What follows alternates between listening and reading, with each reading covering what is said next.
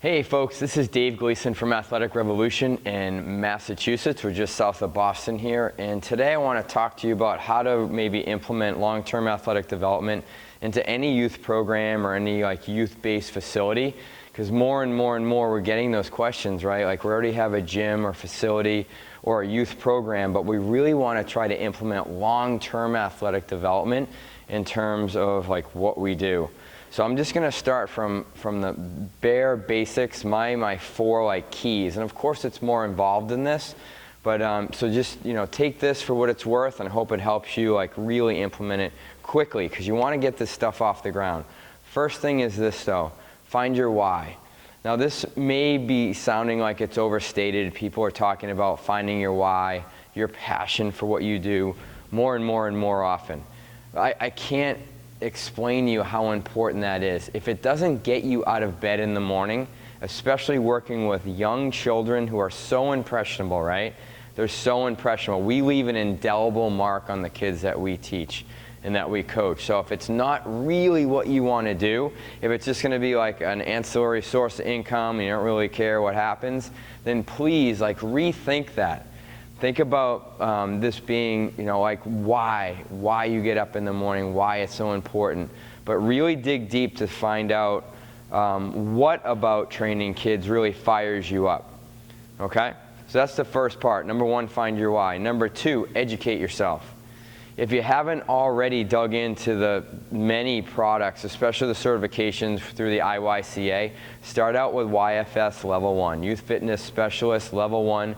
Fantastic foundational certification to give you the tools you need to work with kids 6 through 18 years old. It's the science, the philosophy, the art of coaching, communication skills, everything that you'll need to implement some long-term athletic development, even some programming samples in there and some ideas on how to program. So start with that, educate yourself, become the local expert in your area, and believe me, that never ends. That never ends. I'm always searching for more to learn about how we can be better coaches here and better serve the kids that we're blessed enough to have in our facility here. That's number two. Number three is the schedule. So the first thing that you're going to have to do there is look at all the surrounding towns, or if you live in a bigger town or community or city, look at all your surrounding school systems and obtain their school schedules. That way you can see when classes would start and stop. For instance, if you have a local elementary school that doesn't get out until 3 p.m., don't start your first classes for elementary school age kids at 3 p.m. They're just not going to be able to get there.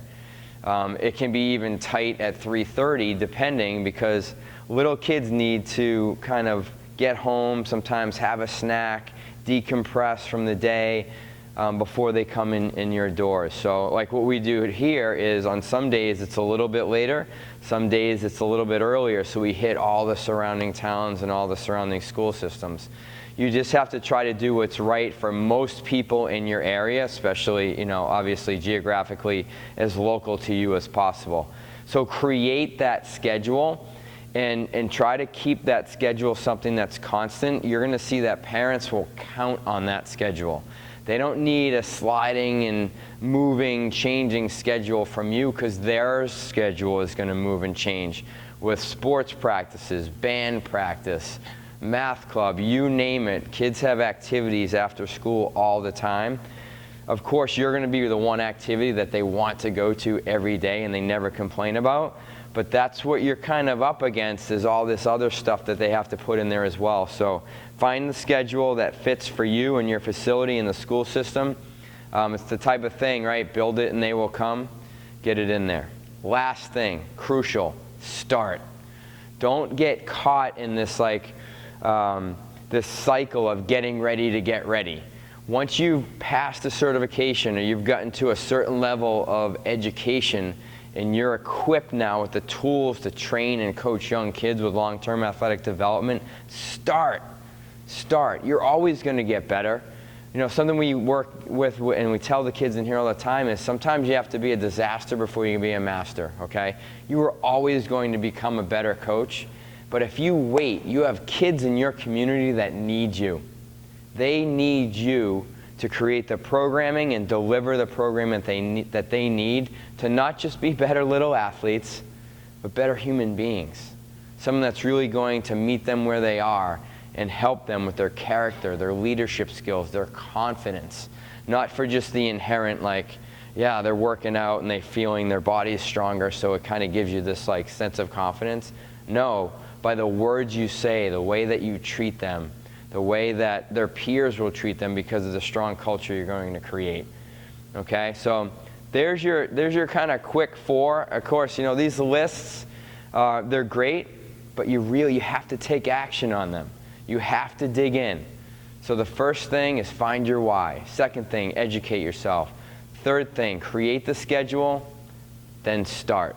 Okay, remember, they're out there, they need you. So if you haven't already started, start now. If you have started, use these 4 steps and continually run through them. We do that all the time here.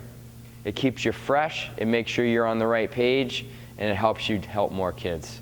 Okay? Hey, I hope to see you guys soon. Have a great day. Thanks so much.